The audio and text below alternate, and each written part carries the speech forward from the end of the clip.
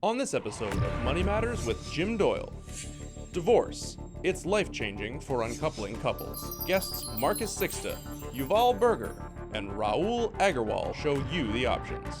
Plan more, worry less. This is Money Matters with Jim Doyle.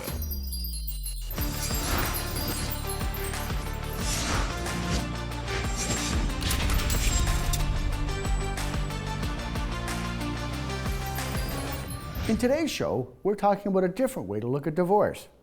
Relationships often suffer from poor communication, especially when it comes to goals, money, and finances. For most couples, talking about money is difficult at the best of times. Our guests will be sharing their thoughts on the different models of separation and divorce and ways to make this process work better for you.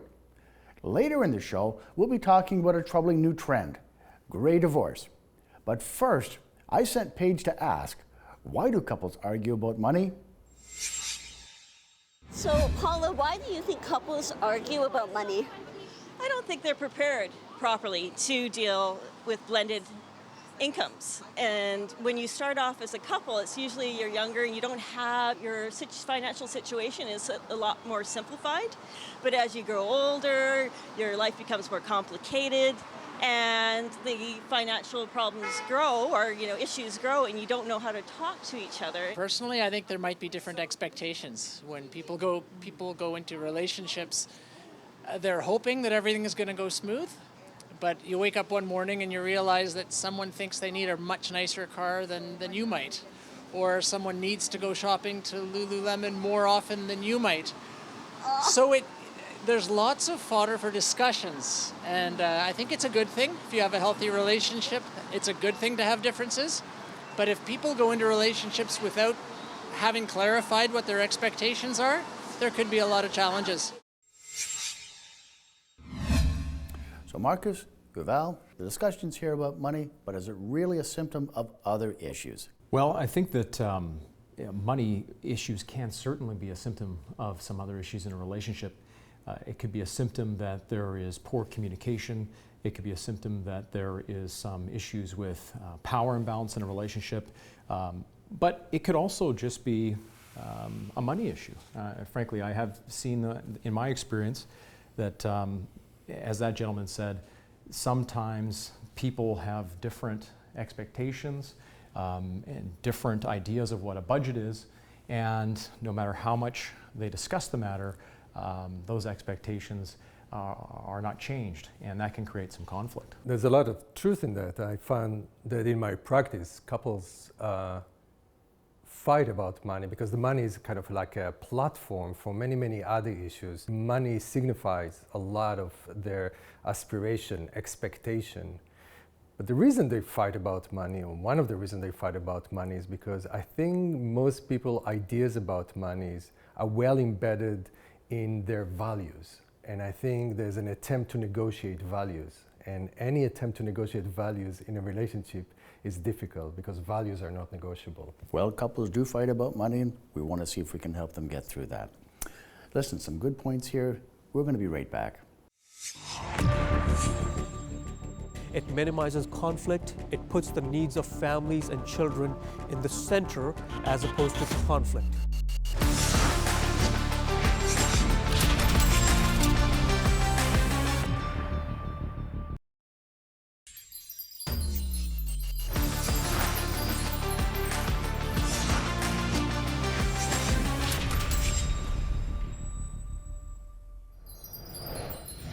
In this segment, we're talking about the first steps to consider when your spouse tells you they want to separate. Marcus, Yuval, what are those first steps? Well, one of the first things that I think that people should consider doing is trying to work the matter out. Hiring a relationship coach, a psychologist, a counselor, and trying to resolve the matter.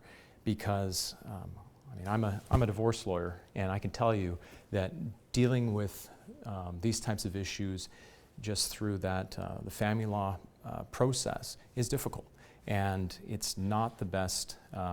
It's not something you should jump into. It's definitely better to try and resolve your issues through counseling and see if you can come to some common ground before you decide to make that decision. Can couples really work this out themselves? I don't think so.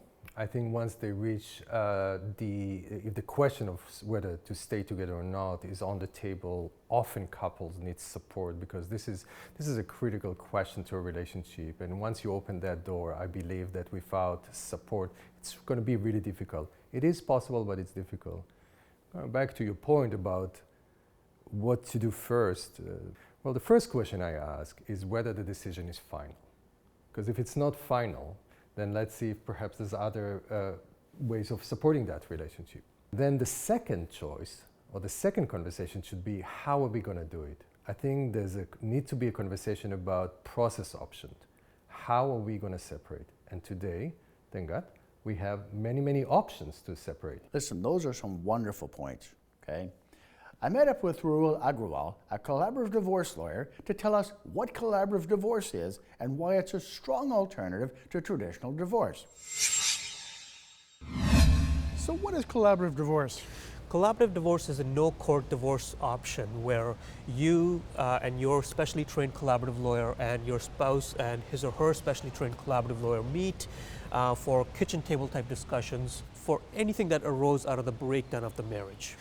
One of the good things about the collaborative process is that the lawyers and the clients, they signed something called a participation agreement to begin the process, which basically the lawyers, by signing that, are giving their commitment to the clients that no matter what happens in this process, we as lawyers will not go to court to represent you, which can be quite lucrative for lawyers. Now, it's been said that collaborative divorce can be a superior alternative to traditional divorce. Mm-hmm. Yeah, absolutely. The collaborative process has a built-in team approach in it. It minimizes conflict. It puts the needs of families and children in the center as opposed to conflict. It has experts that you can involve in for children-related issues, for finance-related issues, a specially trained expert like you for finances, a child psychologist, a divorce coach. All these experts can be part of the collaborative team. Marcus, Yuval, who else should be on your divorce team? I think it's important to have on the divorce team, we need to have the two lawyers, definitely. We would like to have a financial support, a financial neutral, like yourself, Jim, who's going to provide like a financial picture. It's really helpful to have divorce coaches on the team. Those individuals support the couples in completing a parenting plan, a comprehensive parenting plan. Now, I got to ask you, divorce coach, what's that about? Well, divorce coach, really, those are mental health professionals, licensed mental health professionals, certified to work as mental health professionals here. They provide the emotional support for each party. They provide the soothing and the security that people who go through this really difficult time in their life. We know that divorce, although it's a legal matter, primarily it's an emotional issue. There's a breakdown of your relationship. Most people would really, really appreciate having somebody supporting them and supporting and guiding them to that process, in addition to the lawyer. I definitely hear you on that one, okay? Now let's go back to Paige to ask, why is it hard for couples to talk about money and finances? Why do you think it's hard for couples to talk about money? I think it's related to fear. So I think it's difficult for couples to connect and talk about these tough things, money being one of them, because of the fear that they may interrupt the comfort of the relationship. It makes people feel unsafe. Depending on where they've come from, I think sometimes people can't or don't want to talk about money. Maybe they've got secret accounts. I think, well, they argue about money because often the priorities are different in a relationship. Maybe the other one doesn't see things that are a priority to spend the money on, or doesn't foresee what will be spent, in other words, depleting the pot. Marcus, Yuval, I love what I've seen here, okay? What are your thoughts on what you're hearing? I think those are all really good points. I think that I would add that sometimes couples don't talk about money for other reasons, like There may be cultural reasons why people don't talk about money. I know in my own family, for example, I don't think my parents ever really talked about money. They certainly didn't talk about money with me. Yeah. And their parents also didn't really talk about money. At least my grandfather, I don't think really talked about money with my grandmother. So I think it depends on the family. I think it depends on your cultural background. I think it also can depend on the different power dynamics in a relationship as well. What do you do when people get stuck? Well, if they if they get stuck, well, first I suggest if they get stuck and the conversation just repeats itself and it kind of goes in loop, then I suggest ask for help. Trained facilitator can help a couple to have that kind of difficult conversation. So listen, I love the idea here of getting some help. Unfortunately, we have to take a break here. We're going to be right back. My vote is it's easier to divorce later in life because we've been there before. A lot of us who our age has not had a few relationships.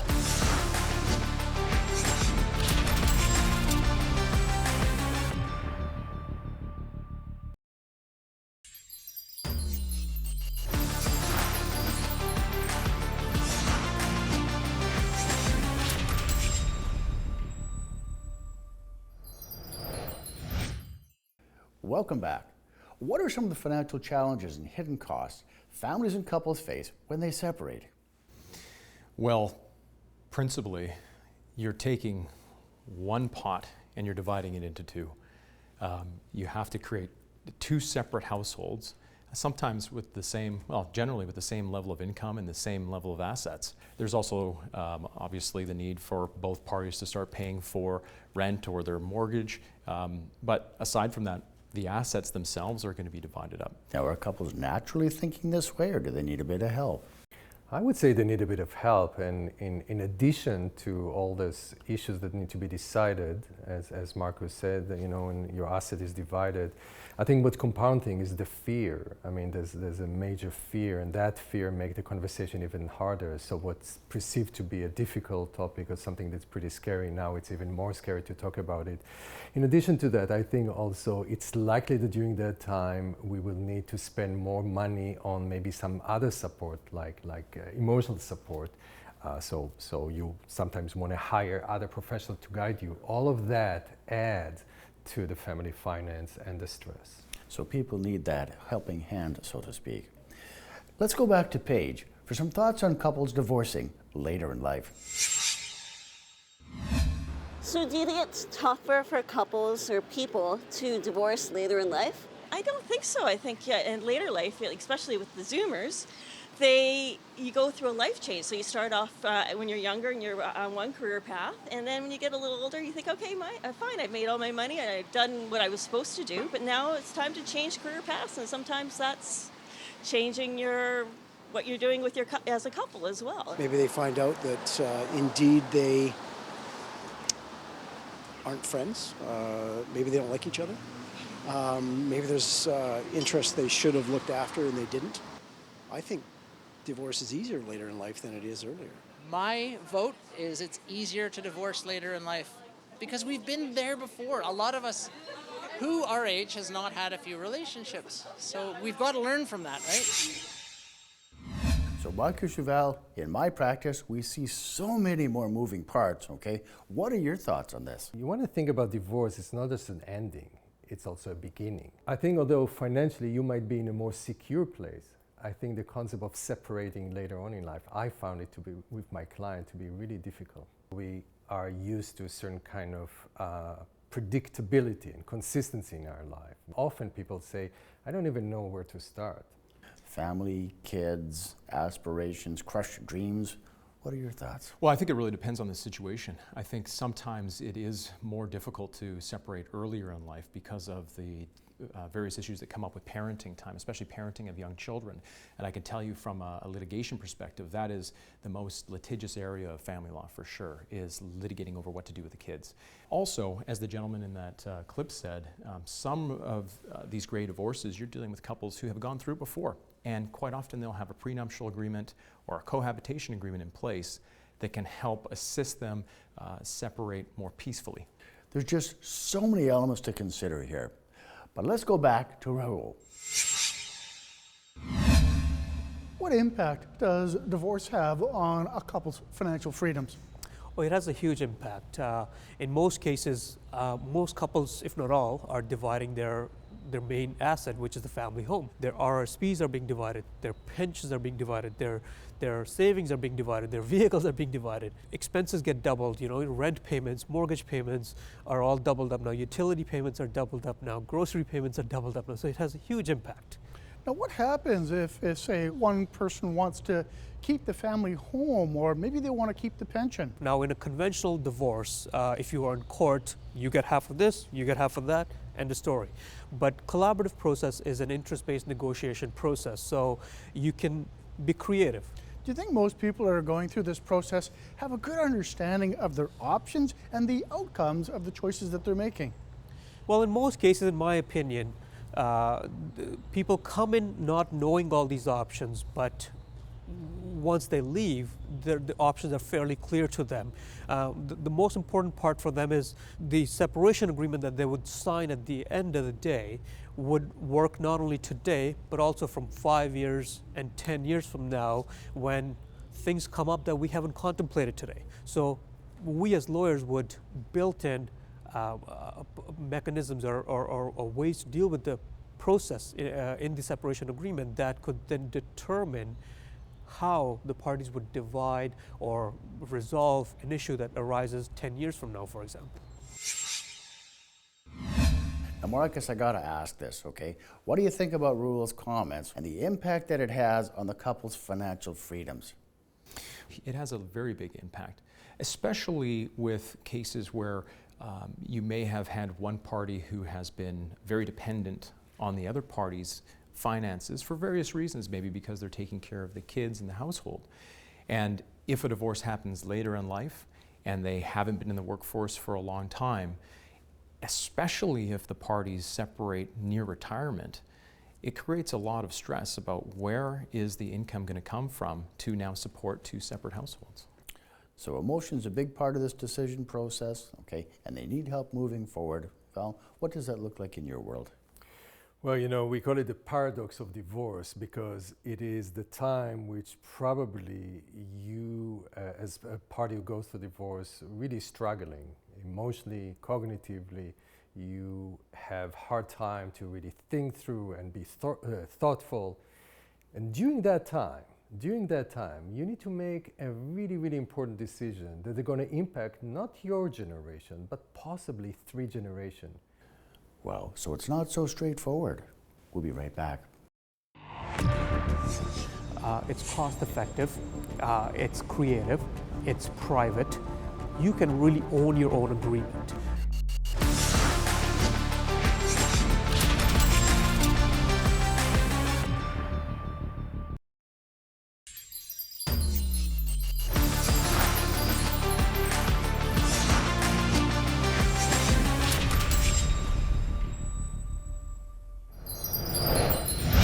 It's now time to get our panel's final thoughts on choosing your divorce style and building a divorce team.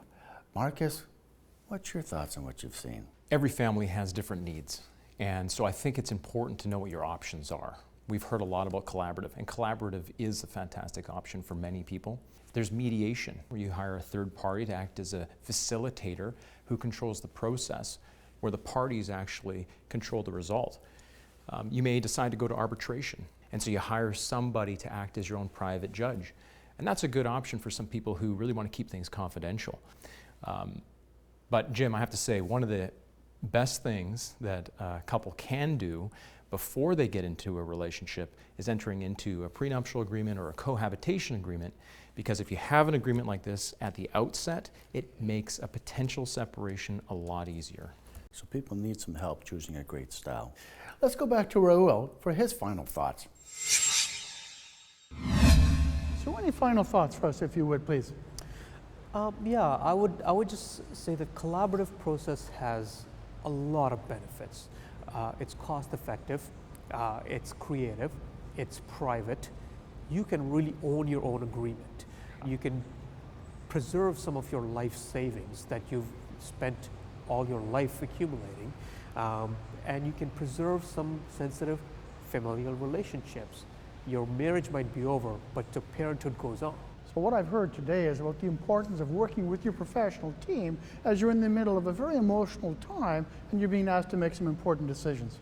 Absolutely. The idea of experts is very important in a team-based approach. Now, not every family is going to need an outside expert. It depends then on the lawyers once they start the interest-based negotiations to determine where the parties' needs are, and then from there on, they can recommend these outside experts to the parties. For the last word on this subject, I want to give it to you, Yuval. I think that the first thing that couples need to do is actually to learn to have difficult conversation. This is when they are together, because there's a lot of difficult conversation to be had. And if you need help, then get help and learn how to do that. If you decided to separate, and I understand some couples will decide, some family will decide to separate, and that's okay. Well, then make a decision how to separate based on your values, your virtues, not based on your fears. Because this is a really difficult time. I actually suggest that you hire a good team to support you. This is the time in your life you're probably going to need support the most. You want to use those professionals and resources that are available. This has been pretty interesting. I wish we had more time. I want to thank Marcus, Yuval, and Raul for sharing their thoughts on money matters. Because financial aspects touch so many elements of our lives, it pays to get great advice.